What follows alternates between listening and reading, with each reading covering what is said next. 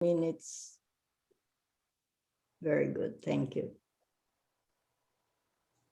So we are going to listen today to Melinda to tell us about the virtual tour that we discussed last time that we met. And this is the CLIO app, and I met with her and we discussed how we could use the app to present the project that we are doing, and I'm excited to tell you about the CLIO app is really very appropriate in terms of what we are trying to do because of its features, and Melinda can speak to that.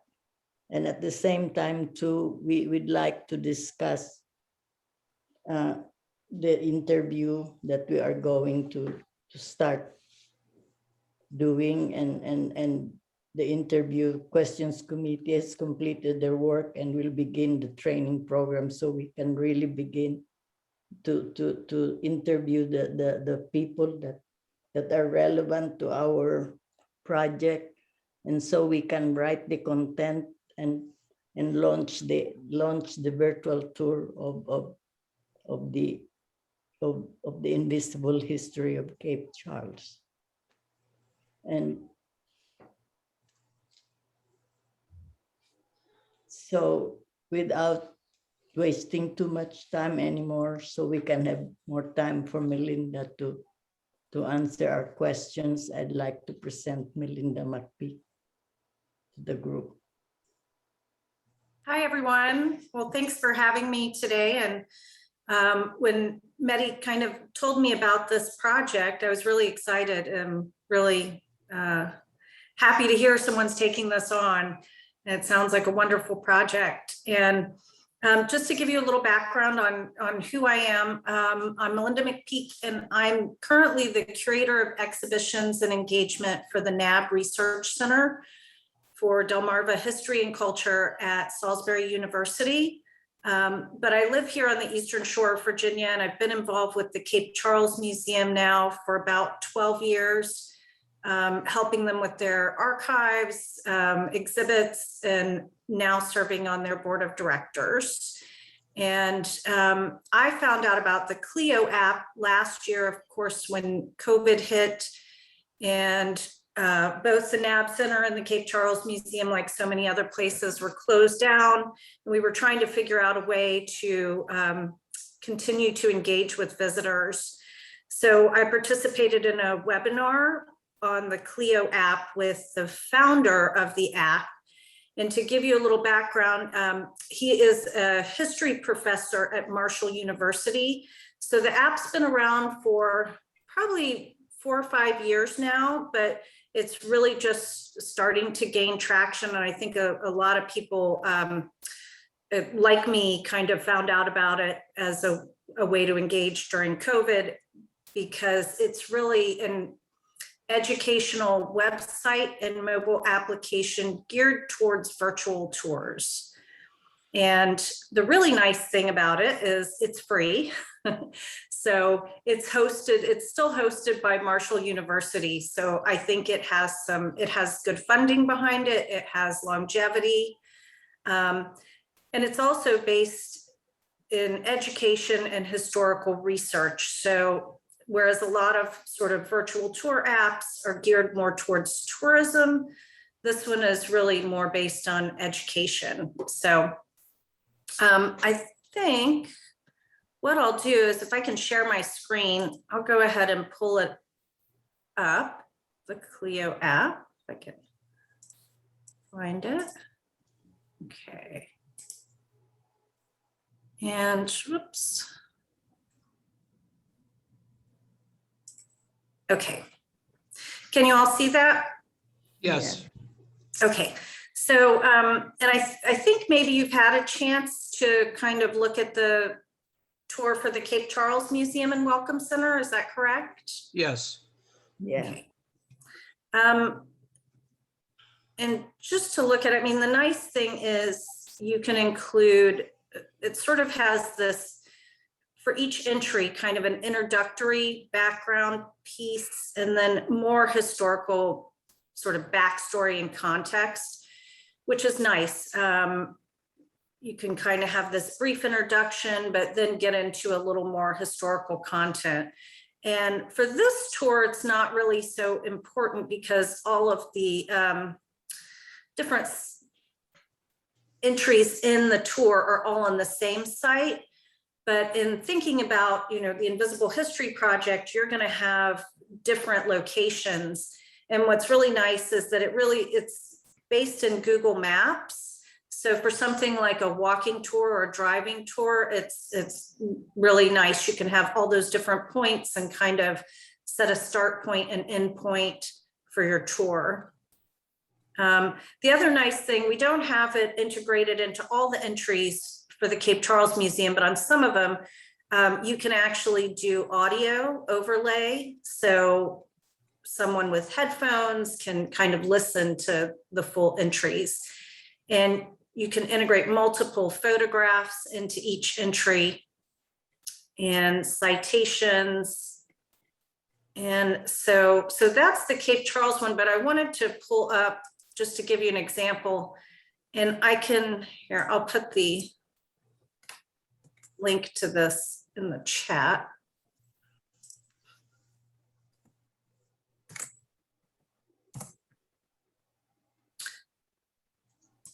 So this is an African-American history of Richmond tour that was put together. And I think it's kind of a good example of, this is set up, I think this is all a walking tour. So all of these particular sites, you should be able to walk to on one tour. So there's also built in the ability to create sites using GPS for sites that are actually no longer there. So that may be the case for some of the sites on this particular tour that you're looking at doing. So that's also a possibility. And I'm not sure if, I'm guessing that some of the sites in the Richmond tour are probably not actually there. But you can put kind of a GPS marker.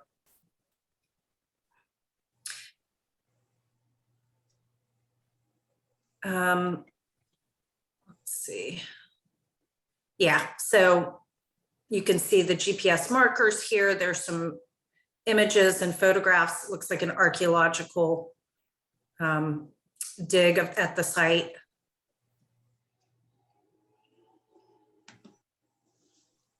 But so I've shared that link with you if you want to explore that a little bit. Mm-hmm. And I guess I'll just sort of open it up to questions. And I will say I'm more than happy to help facilitate if the CLIO app is something you think would be beneficial for the project. It's pretty straightforward and easy. And let me go back because I'll tell you a little bit more about it. And what I think is really kind of interesting, we didn't do this for the Cape Charles tour, but for something like this, it's designed so that you set up an account, you have kind of a organizational administrator, but you can use this as a kind of community-based project as well. So the idea is you could kind of fill out an outline, but then you could ask community members to contribute to this tour and build upon it. And it goes through the administrator. So you get to, vet any information that's being sent to you or photographs. But once you've had a chance to review that, and if it looks okay, you can add that directly into the tour. So if, for example, somebody has photographs that are applicable and they want to contribute that. So you can really kind of set it up as, an educational tool within a classroom setting, or just as a community kind of group project down the line. So. Yeah, and so we were talking about really the capacity to edit the contents depending on the kind of information that we will subsequently have. Once the information is out in the public, there may be other members who are connected with the site who may have more information and can contribute those, and we can solicit those directly in the in the tour, right? Yes. And I think one thing to think about is, I don't know how widespread this app is at this point, but for example, for the NAB, both the NAB Center and the Cape Charles Museum, what we did is advertise the tour, the website link, as well as create a QR code that we could put on signage to direct people. So there might be limited users that just sort of know about this app and have it, but the nice thing is if you can just get that information out there, it's super easy to use. You don't have to download the app to your phone. For example, with a QR code, it'll just take you directly to the website. So there's really nothing on the user's end that they have to do to engage in. They just have to know about it. So, right. So it's really very exciting, and then we can outline the information that we need to include in the app so that we could do whatever it is really that we want to do. And actually on the CLIO website, they have a lot of nice tutorials and information sheets, and I'll send you one because they've done a really nice outline for kind of what information you should pull together for each entry. And so, you know, how many sentences approximately, how many photographs. And so that's kind of a good guideline in pulling together the information, and I can send that to you. Okay, and what we'd like also is to engage your services really in terms of putting together the information once we have the content ready. And yeah, I would be happy to help with that. It's a pretty easy process. So of course, pulling all the information together is the hard part. we still need to get the content put together, of course. But if we can have some preliminary information, we can begin to work with the app so we can begin to be familiar with how it is set up before publishing it, actually. Oh, yes, yes. So you can, there's kind of a draft version. So for example, I could set up the administrative login, or you could set that up, and then we can all contribute in a draft version before anything is published. And we can all share that with username logins, for example, before anything goes out to the public.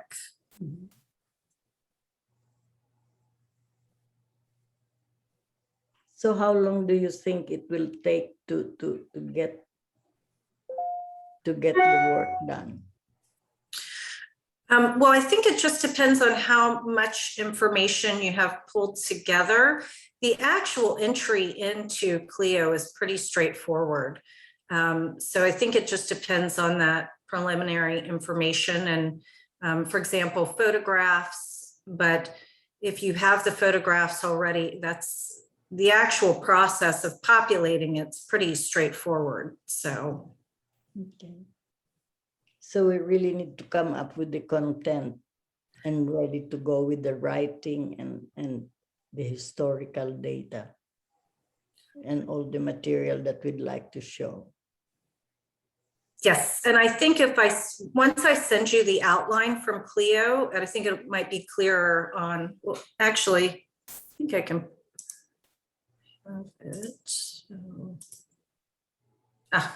Okay. This is what they've sort of put together. And I'm thinking, so there's one that's kind of a step-by-step of what information you should have for a historic site, monument, landmark, or public art. So this is for physical sites that exist. And then they also have guidelines for what they call a time capsule. And that's places that no longer exist or significant past events. So there's not a physical location or structure. And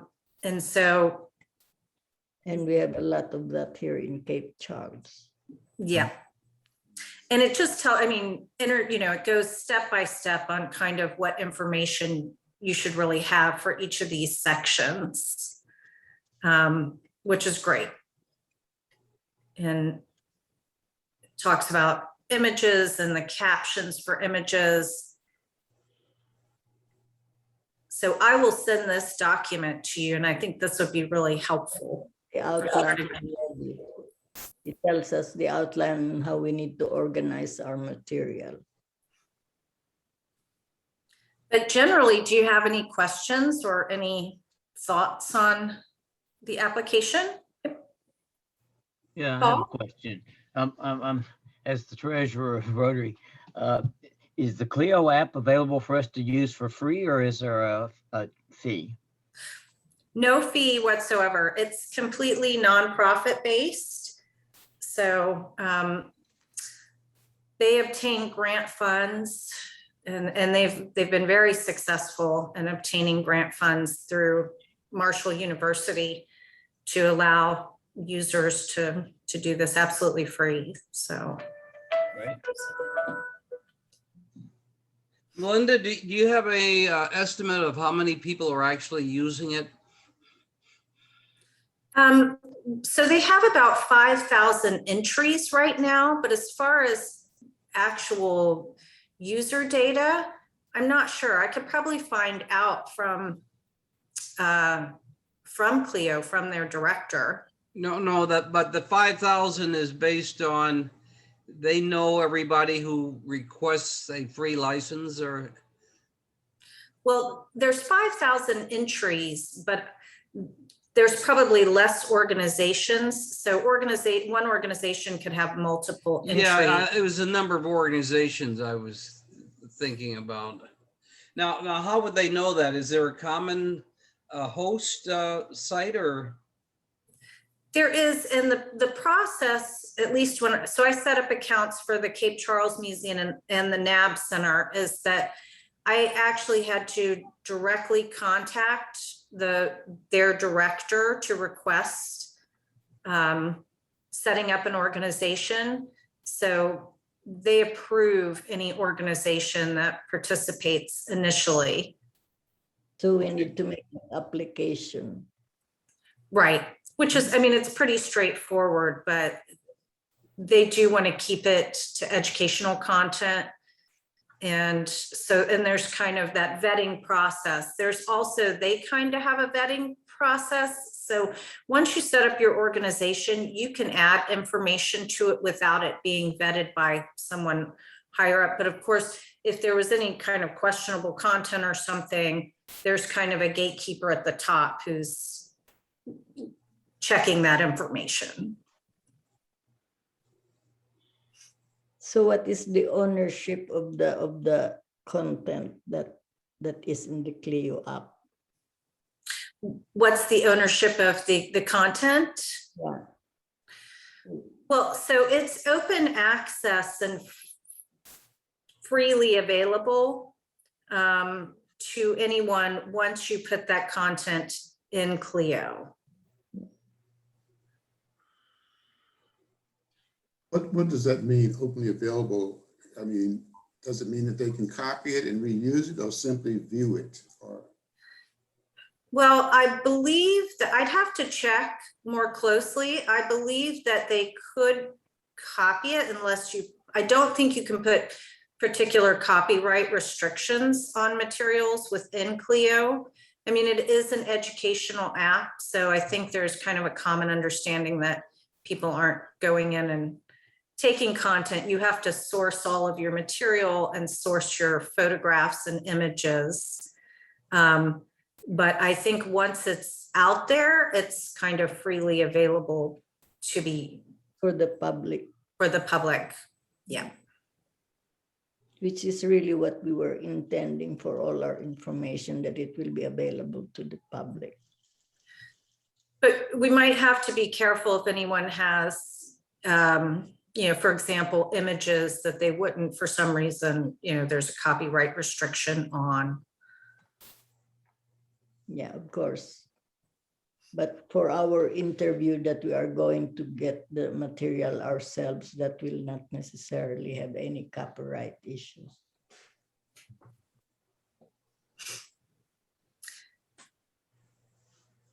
And I'm not sure. I know, so there is the capability to put audio, and I'd have to look into it a little more, but I know if you're looking at doing oral histories, I don't know if you can actually put oral history snippets into an entry. I think that would be kind of interesting if you could do it that way. I was thinking more of the audio as kind of an overlay, but I could look and see if there's that capability as well. Yeah, that should be really some like quotes that we can incorporate in the content.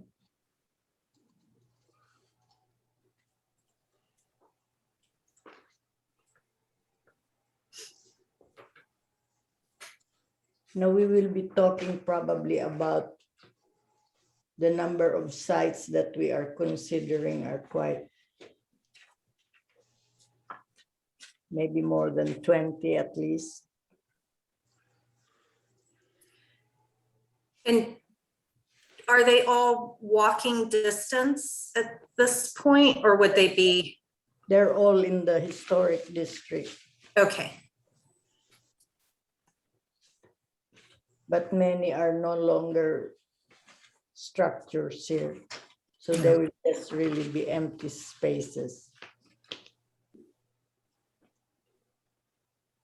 Hey, Walter, were you trying to ask a question or you just have your hand up to your head?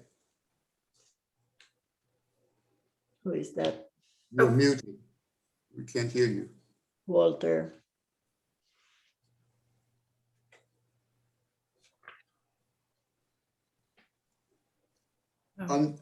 Okay. You still can't hear him for some reason. You're muted still.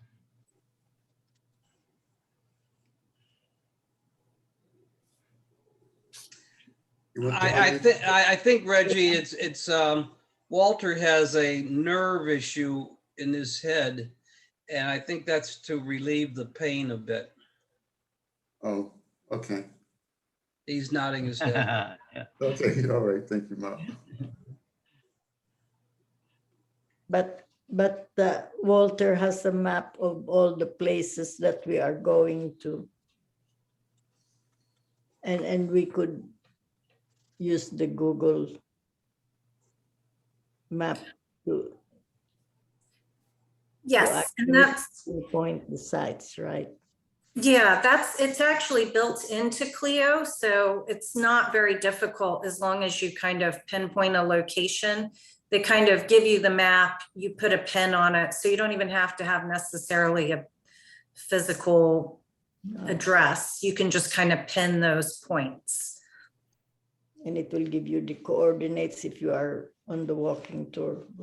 Yes. So it looks like we really just need to work on our content so we can launch the app. And in the meantime, I would like to really look into the specifics and pattern the content of our history along the suggested format that the CLIO has recommended already. And if anyone has any questions that I can't answer right now or that you think of later,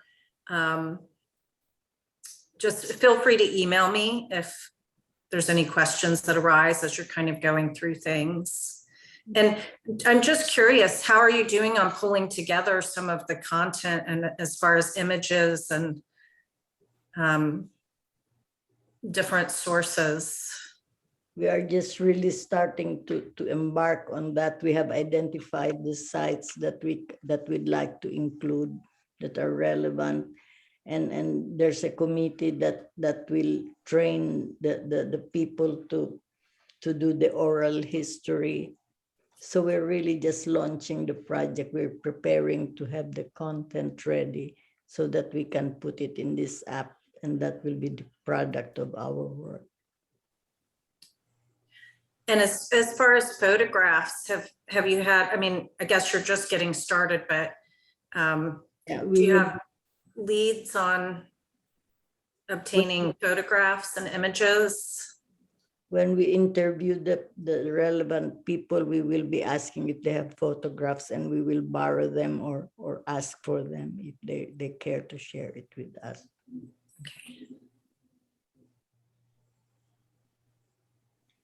Then, of course, the Cape Charles Museum has a lot of photographs already that we can take a look at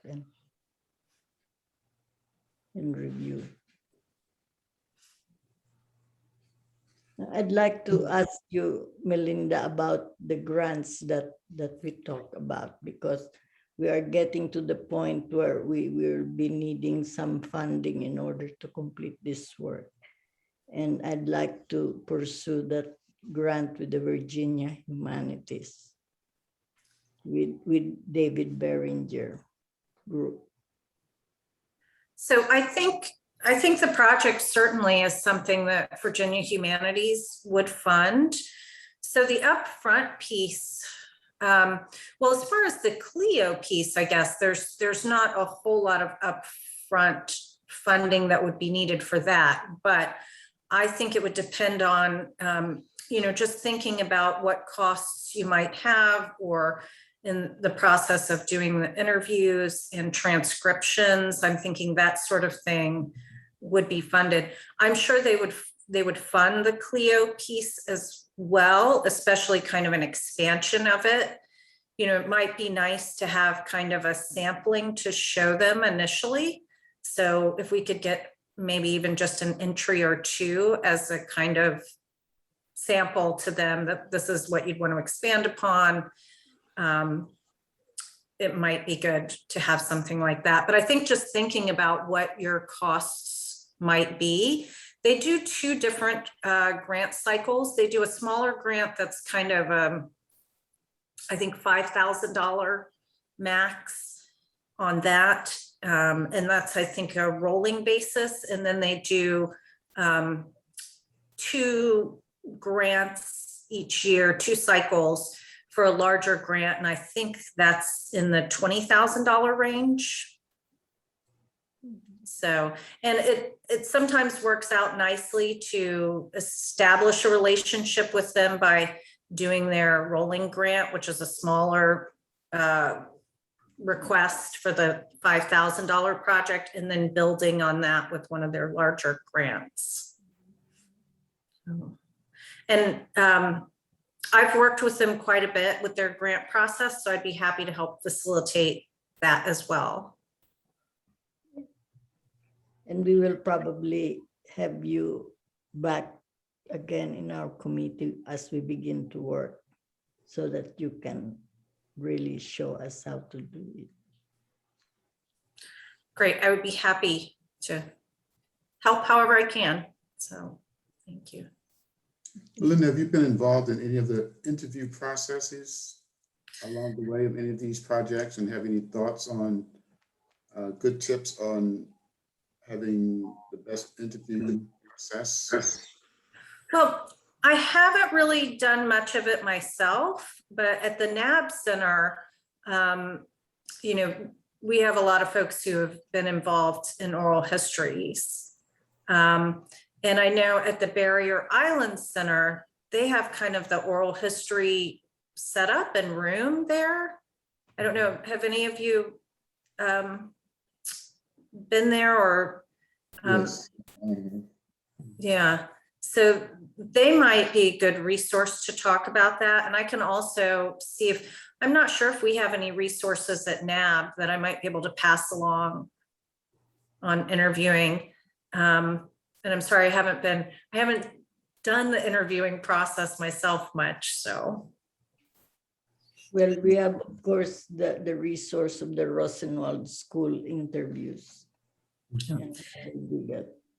And I think they worked through ODU maybe when they did their project. Students.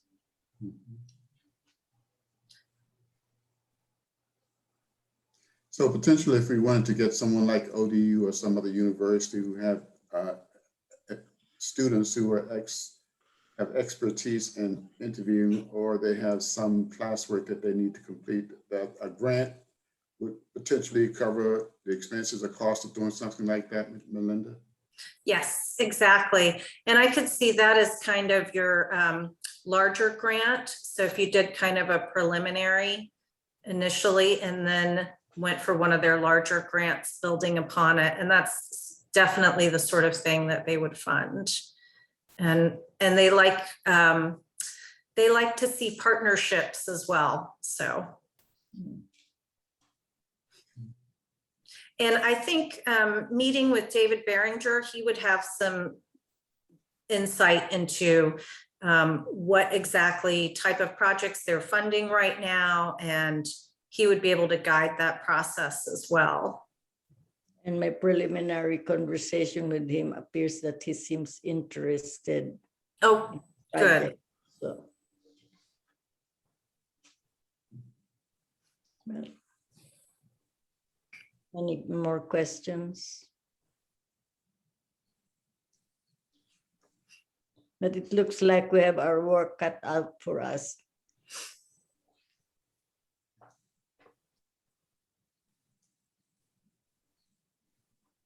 So the site committee, how are we going? How are we doing with our, with identifying the contacts for the interview?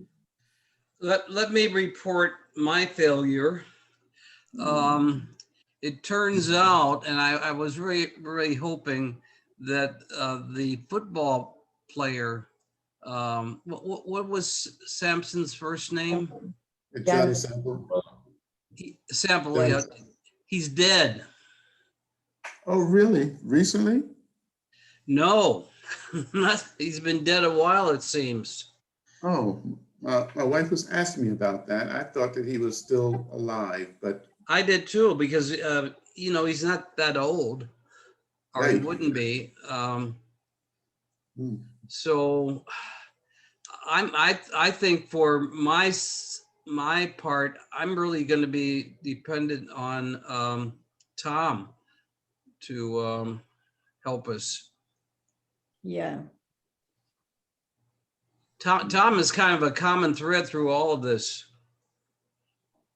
Yes. And Tom knows the relatives of the people. Yeah. Like my site, the Spady people and the Joins people, I think Tom has knowledge about the people that are still in the area. So I will just follow up on that with Tom. The two sites that I have, Betty, I have contacts for them.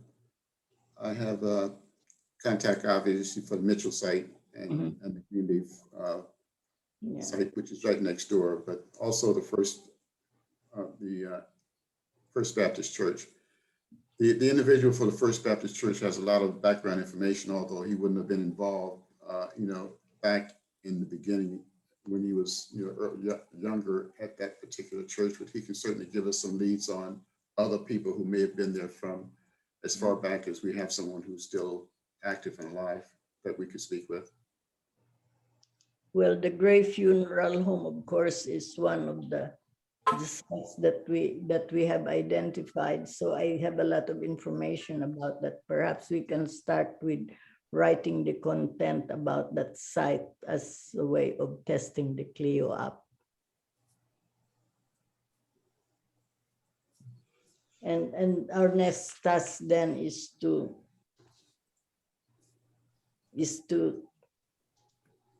go ahead with the interview, and so we are going to do the training so that we can begin the interview process and collect the information and data that we need. And then of course we need to write it up after the transcription and write it up according to the CLIO recommendation of how to organize the information.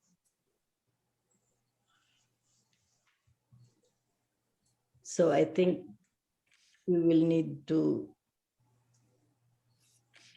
really work hard in terms of focusing on the interview and writing up the content. at the next meeting.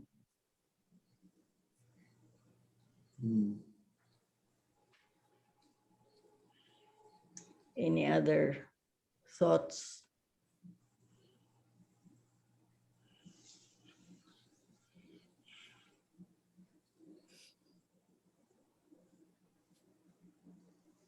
So I'd like to follow up our meeting in 2 weeks, perhaps.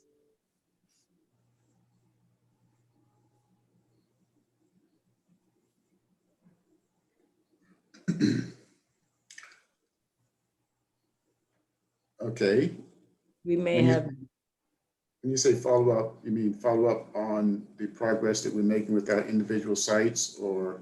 on the individual sites, to whether we have made contact with the people or identified the people that we need to contact. And then we can collect all the information so that in following up, I can really pinpoint who is doing what. Okay, So we will meet again after one of the meeting, perhaps during the assembly meeting on the third week of, That's the 17th. yeah, okay. So we will meet on the 17th. And then what I'll do is I'll contact Tom Godwin and see if there, somebody else that can help me with the barber shop. Actually, I just looked up, Johnny Sample died at 67. He had heart disease. 67, Yeah. or died at age 67. Oh, died at age 67. He died in 2005. Wow. okay. And that's what may happen with many of our informants. So we need to kind of step up and do our interviews. Okay, yeah. Get them before they croak. Yeah.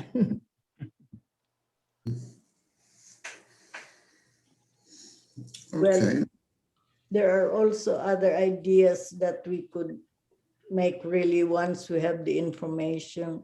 We can,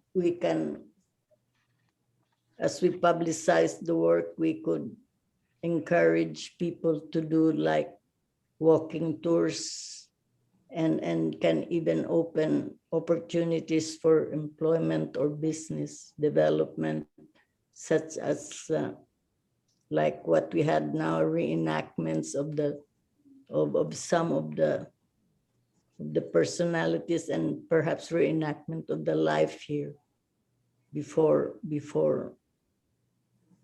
in the early days when the golden age of Cape Charles was really. That's ambitious. Yeah. That we can be ambitious, right? Yeah, but I think we need to get something done though, so we have a Yeah. base to build from. So right now we do need to identify the people that we need to interview and begin to make contacts, and we are going to do the training for the interviewers so we can begin the interview. And then we will have to write up the results of these interviews. So when does the training start, Mehdi? Well, we are going to finish talking about the training program tomorrow. And I So believe, there's a Wednesday meeting tomorrow, right, yeah, 9 Okay. o'clock, 10 o'clock, 9 9. o'clock, 9. yeah. Okay. And we're It's ready. tomorrow's 9 to 11, Bill. Hopefully it's the last 2-hour meeting, but. Oh, we shall okay. see. I see. It's a 2-hour meeting. Yeah, Speaking of meetings, I have another meeting to get to, so I'm going to sign off, but it was nice meeting you all, and I'm going to send Mehdi the outline, and feel free to share my email address too, if anybody has any questions. Thank you very much, Melinda. Thank you, Melinda. Very helpful, and we're excited to be working with you. Well, thank you. I'm excited about this project. I'm really glad someone's taking this on. So thank you. Bye-bye. Bye. Take care. Bye-bye. Okay, so do you have any further agenda to discuss? I don't. I do have a I do have a meeting coming up, so. Yeah. Okay, I'm so good. we could end the meeting, and thank you very much.